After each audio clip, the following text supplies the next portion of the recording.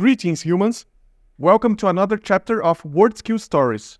If this is your first episode, click here to watch the video that explains what this series is about and who I am. Most of the episodes are in Portuguese, so turn on the YouTube captions in English or in your language.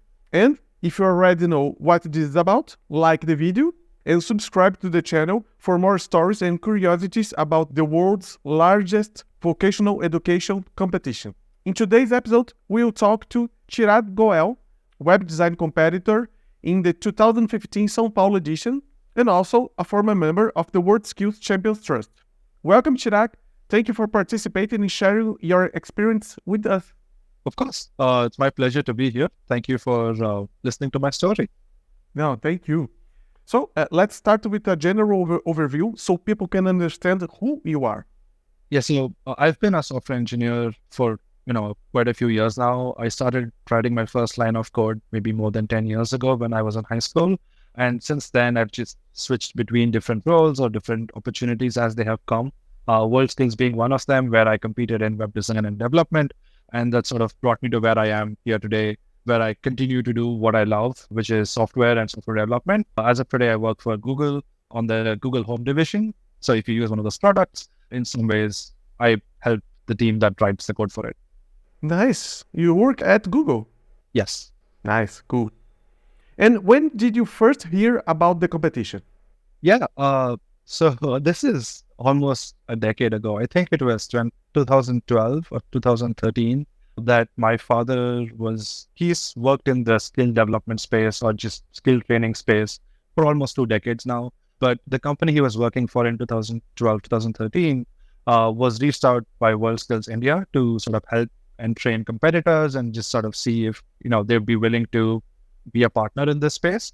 And my father had never heard about this competition. So he traveled to Worldskills Leipzig in 2013 to actually see the competition with his own eyes. And when he came back on one of the dinner table conversations, he just said, Chirag, you should try to compete in this competition. And I sort of chuckled. I remember, I was like, I have nowhere I'm going to get selected for this competition. This is just not happening. And he said, sure, but think about it. And I went back to my room, looked it up on YouTube, saw the video of Worldskills Leipzig, and it was so good. It was such a great competition. And you see, the emotions and everything behind it. And what that did was just make me realize that I am not going to get selected. And so it just made me feel like, this is not happening. And I just forgot about it and didn't bother furthermore. And then a week later, my father said, did you think about it? Do you want to apply? And I said, no, I'm not getting through. This is going to be a complete waste of time. And he said, the only thing you can lose is a weekend, right? Why don't you just take part in it and see if you get out in the first round, it's okay. It's fine. You'll at least know where you could improve, but there's nothing for you to lose. The entry fee was zero. So just compete. And so that's what I did. I just randomly signed up and just kept going through regionals and nationals and just kept, winning each round. I was obviously into web design by that point. I was developing. I just didn't know that I would actually be able to win. And so I ended up winning gold medal at Worldskills India. And that's sort of when I went and competed in Worldskills Sao Paulo in 2015. Nice, perfect. And how old was you? I was 19 when I competed.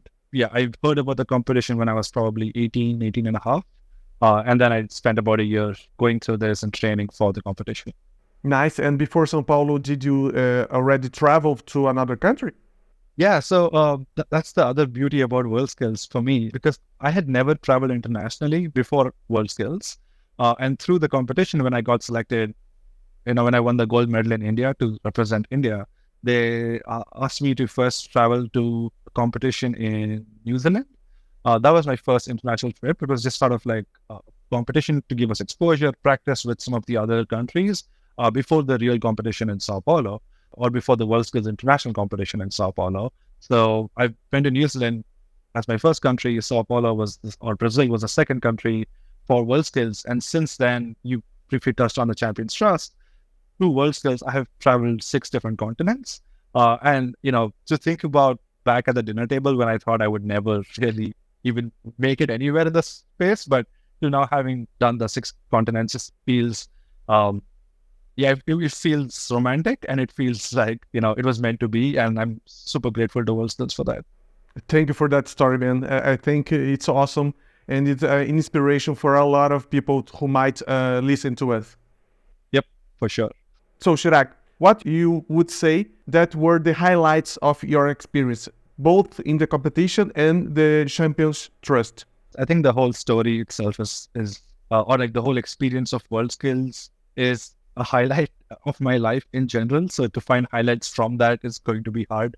But I think first, as I said, right, like I'm just one boy who was in one house in one room in Bangalore. It's just like one city of 1 billion population, and just coding away on my computer, just doing it for fun because I really like doing it. And to see from that space to actually win in Bangalore, win in my state, win in country, and then go and compete internationally, where you can, at the competition venue, meet like the gold medalists of all the different countries. And that experience to be in that same venue, to be able to compete together and also like learn from each other, it makes you feel humble, but it also makes you feel proud and accomplished that the things that you do to train and to practice on a day-to-day basis actually has rewards and fruits for itself. And that, I think, was the feather in the cap moment for me, where even though I did not win Worldskills International, like I finished 18th, but the whole experience was, I know that now I can do something about this in my own career. I can actually build something from here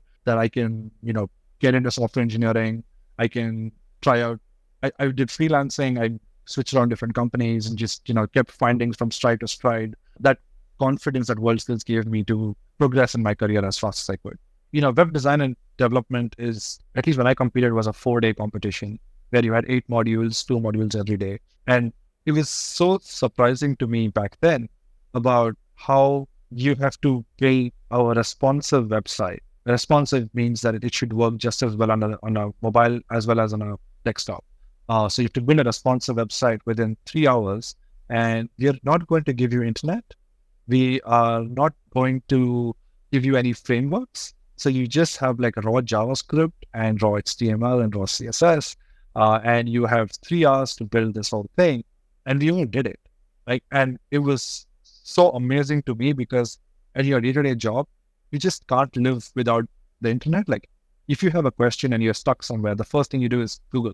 And now you can't because you're in this competition, and you have to know front end, back end, animations, database, like designing, like as I said, Photoshop, Illustrators, things that I don't have a lot of experience in for the competition to actually get that whole 360-degree skill, which is not like when you're in a profession, when you're in a job, you can be a back end engineer, you can be a front end engineer, and you can just focus on one of these pillars. But here you need to know a little of everything, otherwise you will not be successful at the competition. And so as I said, I had to learn Photoshop and Illustrator. I had to learn databases where I was not previously strong in. And even with frameworks, I'm very used to using, say, AngularJS or Vue.js or React.js. But here you said, use raw JavaScript. And why don't you build a slider using this raw JavaScript? And I had to learn all of those like core functionalities that has made me such a better developer. Because now when I use one of the frameworks, I know exactly what's happening under the hood. And it's the same with the animations. They say, they go with jQuery and say, I think one of the projects in Sao Paulo for me was, you have to build a game where the character is running and you press space for a specific keys and you would it's hurdles. So the track event where you have to jump over hurdles and actually do it. And I was like, I have to do this in 3 hours, and I have to, use jQuery itself, and I don't get any other frameworks. I was like, okay, let's do it. And we did it. Like it works to some extent. It was pretty cool. So the whole competition makes you feel and think in a different way and makes you sort of do what you thought was not possible. And I think, it's just for maybe quote Thomas Edison here when he said, if we all did things that we were capable of doing, we would astound ourselves. And that's sort of what we go through in this competition is every time you do something, you surprise yourself that, I did not know I could do this. And, I still did it. That's so cool. And it's something that sort of gives you the motivation as you do anything new in your life that, I'm going to say yes to it. And then I'll figure out how to do it because I know I've done it before and I can do it now. Yeah, it's a little bit how I feel every time I start a project, because I always feel that dread that, Jesus, I will be able to pull that off. And I always calm myself because I think, well, I did it before, so what I could do now. So Okay. Yeah. Yeah. But it's always a little bit afraid. Yeah. Yeah, it's afraid, but now it's sort of like being comfortable in ambiguity, right? We are comfortable not knowing because we have come through it in the past and we know that we'll come through it again. And we'll find a way out because we always do. Yeah. Perfect. And in the Champions Trust, what was exactly that you developed in that position? Yeah, so Worldskills Champions Trust is a very interesting concept, and not a lot of organizations actually do this. So I really, compliment Worldskills for this. So let me give a bit of a brief on Worldskills Champions Trust. So if anyone who is a Worldskills champion is listening, especially if you competed in the last 2 or 3 competitions, you should apply for the upcoming applications for the next Worldskills Champions Trust.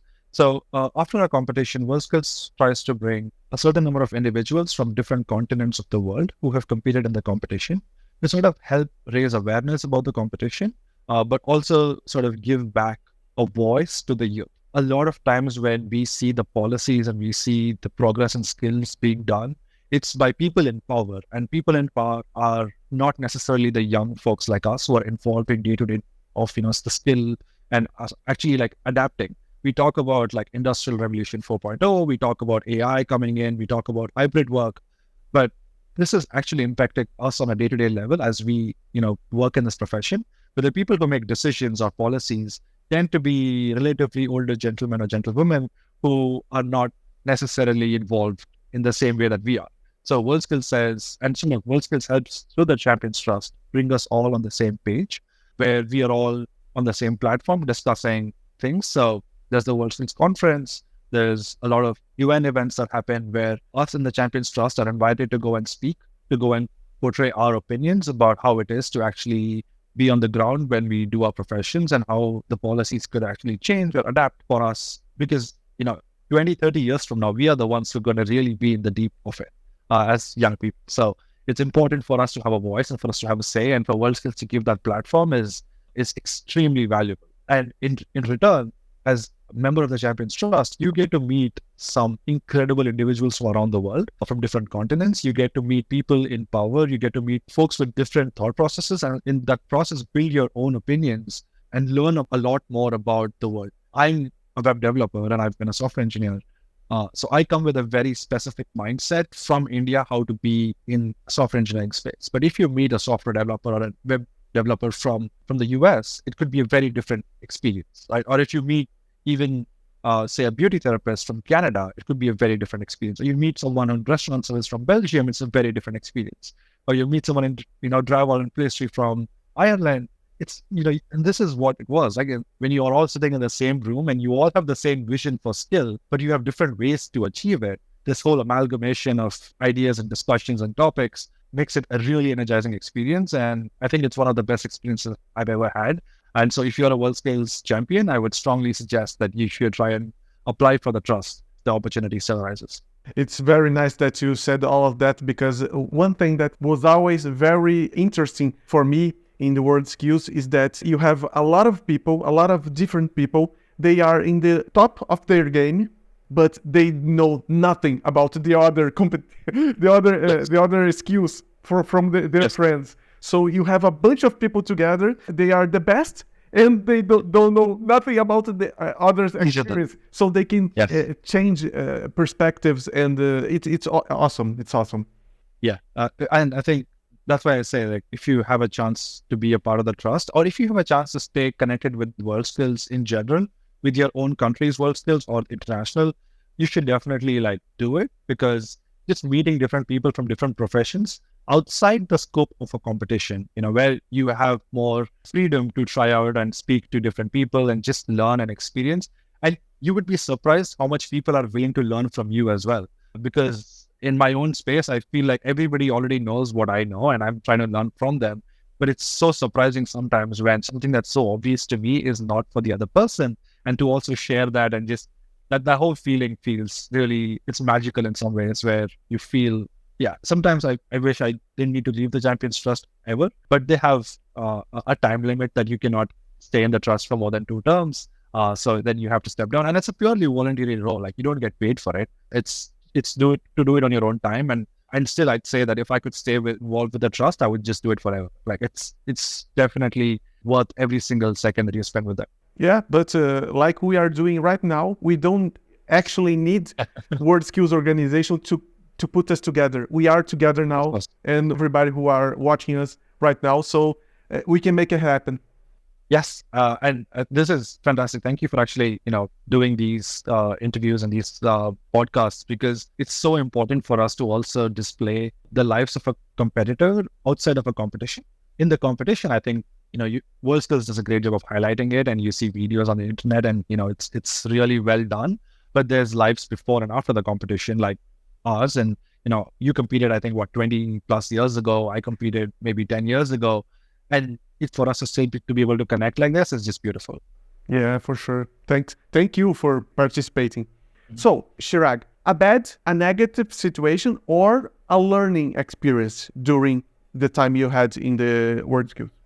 I think we already touched on that a little bit when you mentioned that when if we are in the competition, we are only focusing about our skill, and we don't get an opportunity to learn about everything else that's going on. I was fortunate enough to attend 2 more competitions after that, and where I was not a competitor, right? And I just have a lot more time to experience the competition. And you realize that the whole arena has so much more going on. Like, you have the Worldskills General Assembly, you have the conference, you have different pop-ups from different sponsors, the media, everything. Like, even just watching other skills is very inspiring. Like, you have people, with their flair in restaurant service, you have perfectionists and, in building, you have creative pastry chefs, and then you have, the glamour of hairdressing. Like, it's all so valuable. And I feel like a lot of people don't get to experience that because they just come for the competition. I remember also very vividly, I think this was in Abu Dhabi, 2017, there was a lot of school kids who schools have brought to also experience, different skills and just inspire them to take different career paths. And when they saw hairdressing, I remember a kid going, wow, I want to do this when I grow up. Like, and you don't really hear that, at least in India. I did not hear in schools people, saying that or going to competitions or events like this. And you miss out on those opportunities and those moments as a competitor because you don't get to experience everything else that's going on in the competition, which is so valuable. And you're just focused on, your 20 hours of competition time and just staying focused on that. So yeah, I think it was a bittersweet moment where when I did get to experience Worldskills without being a competitor, I think I sort of enjoyed the competition more because I was not tense and I wasn't worried. And I feel bad that a lot of people don't get to have that experience. It's very good that you mentioned that because I was thinking just now they could maybe put 1 hour breaks in the skills, but not at the same time. They could maybe divide like a dozen skills stops from 9 to 10, a dozen skills stop from 2 to 3. So competitors could experience the competition, because I remember when I competed in Brazil and also in Korea that I felt lucky because in graphic design, you have to do 4 different tasks, like 4 hours, others 6 hours. But there were some days that I could finish the test and then go to have a walk in the place of competition. So it was very, very nice. And later, of course, I participated in some competitions as expert, but also as a support. And sometimes I was just visiting, like 2015. It's a shame that we didn't meet that time. Yeah. But I was there in 2015, and then I could see all of the competition. And it was a very nice experience because prior to that, I went to Korea and went to Switzerland. But in both times, I was working, so I could not enjoy everything. So in 2015 was my first hands-free experience, and I could enjoy a lot. Yeah, and that's definitely true. If you go when you are not competing, you can experience a lot more skills. I think I remember when I was competing, similar to graphic design, we also have fixed hours and fixed amount of competition time. So some skills, like I think cooking, can go much longer in the evening because they do it in shifts. And so you can actually finish your skill and then go and look at cooking or other skills that are at least still going on later in the evening. But you're still in the competition mode. So you spend maybe 15 minutes and then you're like, I need to go and prepare for tomorrow. Or you still have that in the back of your mind. Whereas when you go and like the next like 2 years later, you go to a different competition, you have nothing on your mind and you can just stare and stare and stare and like just take in the amount of effort and the amount of challenges that the other competitors are going through. Yeah, whoever has got that opportunity, like you mentioned, it can be a really wholesome experience. Yeah, in Korea, I went to watch the CAD competition, and there was a Japanese guy who I never saw anything faster than that, because he pressed the mouse button and put the mouse in the right place of the command before the menu shows up in the screen. So the same speed he was doing that with the mouse, he was doing with the keyboard. So it was insane to watch that. Yeah. And you mentioned like the competitors are so well prepared, like they know everything so in and out. And when you go as like a person who doesn't know a lot about that skill, you also see the depth, but also the breadth, right? Like in graphic design, the skill that you are in. My exposure to graphic design before the competition was primarily designing like flyers or logos or company branding and identity and everything around like advertisement and stuff like that. But when I started seeing that you also work on product designing, like I think they were supposed to make packaging for e-bags or something in Sao Paulo maybe. And that was mind blowing when I was seeing it, because everybody had just different ideas on how to do like packaging. And it's like, oh, this is a whole different piece of graphic design that I had no idea about. And you just start learning so much more about the skill. And that is, the depth, as you mentioned, but also the breadth. I think both of these together is amazing. And there's so many skills that I can talk about. And I think last I checked, I think Worldskills had 55 different skills, and I think it might have even gone up since then. Yeah, I didn't even know so many of them had such variety. Sometimes I think that web designing involves graphic designing as well. Like you have to design in Photoshop and Illustrator, and I would have to go and meet like my graphic design competitor from India, like Shriram. I sound for him. We would always discuss, and he would give me tips on how to do web designing better, because I come from a coding background and I don't know, I'm not that good a designer. So I would always ask him, hey, how to do this? And this was a part of my skill that I had to learn the breadth in addition to the depth for. And that's the case with, all the 55 skills I mentioned. Nice. So we talk about less positive aspects of the competition. So let's dive into a positive or emotional situation that you went through. Yeah, I think there's a few different ones. Maybe I can highlight. The one that always stands out to me is in the closing ceremony, you're pretty disappointed when you don't win. But Simon Bartley, the president of Worldskills, in his speech, I think started by saying, something like, this is not the end, but this is just the beginning. And that resonated really strongly with me. So when I came back home, you feel that you've been training for competition for a whole year. You've gone through this amazing 4 or 5 days of competition, almost a week long of traveling. You come back home, and then you are like, oh, I have to go back to a day job, or like go to my daily life, or just go to education and just do the regular stuff. And it doesn't feel complete. But what Simon Bartley said just like stuck with me in my mind. That's just the beginning. And when the Champions Trust opportunity came in, it was one of those same feelings where I don't think I'm going to get in. Like, you're going to select 2 people from Asia. I'm not going to be among the hundreds of competitors from Asia. I didn't even win a medal. I don't think they're going to select me to apply again. Nothing from your past experience. You were already back in the 19 mentality in your room. Yes, exactly. And that was so, and I mean, for whatever reason, I always felt like you would want to hear from a gold medalist more than a person who didn't win a medal. And so I just applied and I got in again. And it was, the feeling was there. I remember when that happened, I started freelancing where I would teach web development to others. And I was in the middle of the class when that happened, when I got that email that said, you've been selected. And I was like, hey, everyone, so you guys know the Worldskills that I was talking about. And I started explaining to them about this. And that the amount of joy I was feeling in that moment, I think I haven't felt like that in a long time since. So I think that was one of the highest points for me, was, being selected for the Champions Trust. Perfect, sorry. Thanks a lot. Sometimes I do that with myself, because even at Worldskills, you have a very short time. You have like 2 or 3 hours for each module. And in that time, you're supposed to build a whole website. Nowadays, when I sit to work, sometimes in 3 hours, I write like 10 lines of code. And like, this is not the Chirag 10 years ago. Like in the competition, I was adding hundreds of lines of code and building out end-to-end, products. And now why am I, working so sluggishly? And so then I set a time where I'm like, this is a Worldskills module, right? I'm going to do this for the next 3 hours. I'm just going to focus. I'm going to treat it like a Worldskills module and just stay focused and, bring back that competition side of me. And it works. And I get like 3 hours of really productive work done, and it feels really good. So yeah, part of the competition just never leaves you. You just want to stay in that, mental mode of doing things.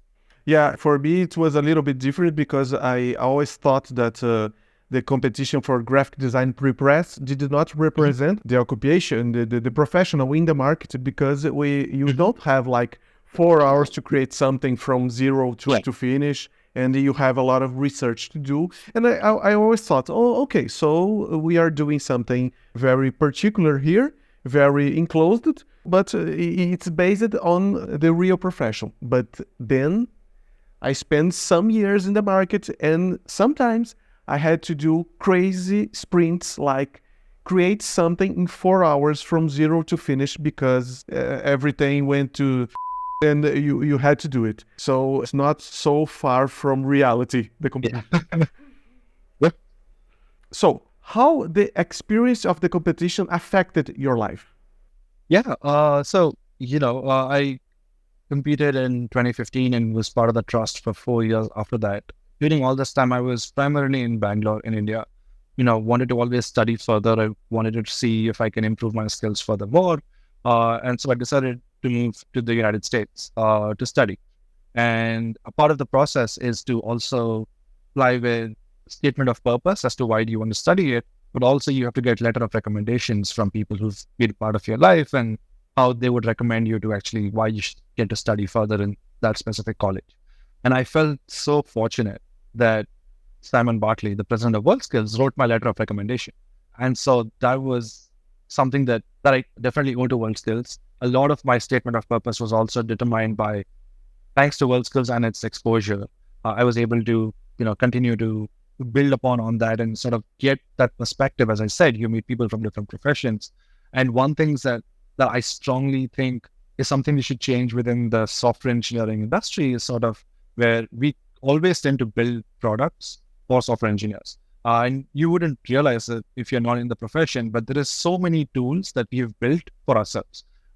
If we talk about the recent AI revolution, right? Like the first use case that everyone's trying to solve is how to write code, right? Because engineers can solve engineering problems. So we software engineers are focused on solving a problem for software engineering within the technology. But there are so many other professions that could take use of software engineering skills. Like now you have restaurant reservations that happen on websites. Now you have you can touch the whole education during the pandemic. Everybody moved online, right? Like, and that's where technology is now helping other skills as well. And there's a lot more infiltration of technology in other skills to actually make them even more improved in some sense. Like for you to get better at that skill, or for you to use technology for the way that help you do that skill better. And that's where I think my purpose came in. And that's what I realized through Worldskills that that's where I want to be. I don't want to write, I want to work on products that actually have end users. Before I wasn't working on like the smart home sites, I was working on watch technology. So I wanted to like build smart watches such that my parents could use it. And like, I want to be able to sell it to someone who has no idea about technology and then improve their lives. And I remember reading this quote from, I think, Arthur C. Clarke, who said, any sufficiently advanced technology is indistinguishable from magic. And that is so true. Like, if you can really build that, and I realize if I write code every single day, I can sort of build magic. Like if you can have something do unexpected, like it could be as simple as social media, right? You can talk to anybody in the world today without doing a lot of effort, with just nothing. Yeah, there's so many things that are happening in technology that are just magical, and we don't realize. Even I mentioned social media, but just the speed of things also. Like if I send you a message, or we are talking right now, if you can imagine that my voice is going from my computer to my router to an actual physical cable, is reaching Brazil, is going to your city of residence, and is going to your house and coming to you through your earphones in real time. Like this is magical. Like maybe we don't value it as much today, but these kinds of things is why I'm in this profession, and I've started to value it more because of Worldskills. And then when you start impacting other people's professions through this, I think that's where the real value addition for me comes in. Where if as humanity, we can all help each other do our skills better. Like if I'm doing web dev, but I'm doing it in such a way that I'm improving somebody else's quality of life and their experience, that's sort of where, I think that Worldskills played a big role in like helping me realize what I wanted to do. And all of this where, going back to the further education, that's sort of what I wanted to study then. I wanted to do, advanced education and using computers, but for non-computer professions. How can we expand the impact of this technology? And that's sort of what I continue to do today. Nice. Freddie Mercury was right. It's a kind of magic. And what would you say to someone who is experiencing the competition now? I think you are experiencing what, very few people get to experience. So you should definitely treat the opportunity with your utmost interest and respect. And you should want to really do what you're doing, and just remember that give back to the community, right? If Worldskills gives a lot to us, and if we can, like you're doing in some ways, right? We using our experience to share it and hopefully inspire some more people to actually be involved. Like, even it could be something as really small. We used to make a joke at one point that Worldskills is like the world's best kept secret, but we don't want it to be a secret, right? We want the world to know about it. So if you're a competitor and you can just go back to some school in the city that you live in and just like tell them about Worldskills, and maybe we'll get a Worldskills competitor from there tomorrow. That would be giving back to the community. So give back to the community as much as you can. And if you have been involved as an expert or as an interpreter for multiple competitions now, you've seen the other side of it, that, you and me, or you've been an expert, I haven't, but the other side of the competition that we get, that as competitor, you might not experience. So it'd be nice to just share that stories and just amplify the voice of Worldskills, so that TVET and technical and vocational education training can get a lot more recognition that it deserves. Yeah, it amazes me that today there are still people who doesn't know about the Worldskills. Yeah. Nothing, never heard about. I meet people like that every day because I'm very proud of my Worldskills story. And whenever, I still have my Worldskills t-shirts that I wear sometimes when I go out. And people ask me, what is this organization? And I'm so proud to explain it to them, but I'm still annoyed that they don't already know about it. Like, we haven't done a good job of amplifying the voice. And I meet people like that, so frequently. And it's sometimes just like, yeah, I'm happy to be that voice for Worldskills and just like keep spreading awareness. And the more of us I can do it, faster we will actually have everybody in the world know about the organization. Yeah, we use this video to do that. Yes, exactly. And you're giving back to the community, and everybody who has an opportunity who's involved should do the same. Yeah, let's do it. So tell us a little bit more about your current situation. What are you doing right now? Yeah, right now, as I said, I'm a software engineer. I work on like the IoT and smart home side of things. That's primarily what I do on a day-to-day basis. I've still stayed connected to software engineering and web development. That remains core of what I do. There's often, when we were part of the trust, we used to often discuss that people think that these TVET skills are sort of a dead end. Like, once you get into the skill, you're sort of stuck. You only have this skill to do, and it's hard to make progress or make progress in your career or in your life. But we have so many examples, even within the trust, where folks have gone on to become business owners, or folks have gone on to do different things within that same skill. People have also switched to different skills over a period of time, being able to transfer some of their learnings from their older skill set. And these are people who Worldskills champions, right? So they're really good at one skill and then still chose to switch over because they found a different, interest that they wanted to explore. And so it's something similar for me, where I'm definitely going to be a software engineer. I really like doing what I do, but I have tried to explore within the space. And as I said, I've done watch development before. I've done just websites. I've done freelancing. Now I'm in the smart home space, and I'm willing to always explore within my skill sets as to, what next thing that I want to try on, or what next solution, or what next thing that my mother and father would like use in their everyday life. And can I be that person to actually help build that tool to make it easier for, whoever else who wants to use the technology. So I know there is a last story you want to share with us, because it was something that inspired you, and I know you want to share with us. So what is it? Yeah, Worldskills is an age category competition, right? You have to be under 22 for most skills. Some skills you can be under 25.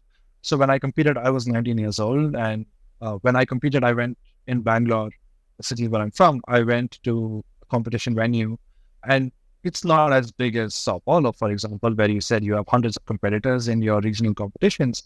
In web design, I think we had maybe 10 or 15 competitors in the competition.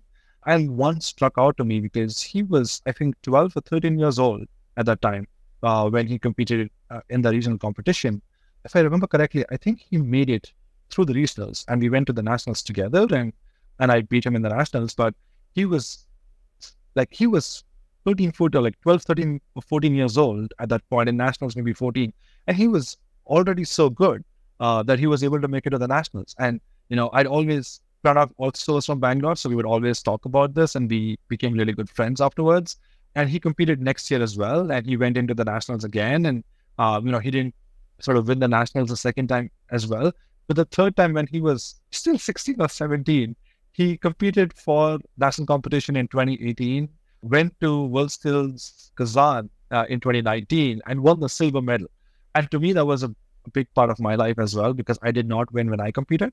So being able to help him achieve his silver medal, because I used to help train him here and there whenever he was in Bangalore, and we would always meet up on the weekends, and I would sort of guide him and nudge him, because I had met so many other web developers through my Worldskills Champions Plus experience that I was able to learn how to actually compete. As you mentioned, it's not just knowing your skill, it's also knowing how to compete, together of which is actually what makes you win a medal at the competition. That share that knowledge with Pranav, that went and helped him win a silver medal.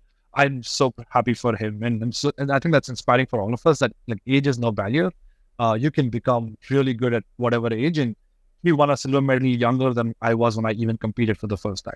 So that is just a story that I always echo to whoever else I meet. Chirag, thank you so much for doing that, man. Yeah, no, thank you. And I very well Pranav is in the world. I hope he's continuing to kill it as always, because he's so good at what he does, and I'm so excited to see what he does with his career. I'm so happy for him, and thank you for giving me the platform to talk about it. If you like it, thumbs up in the video, subscribe to the channel, and I see you in the next episode.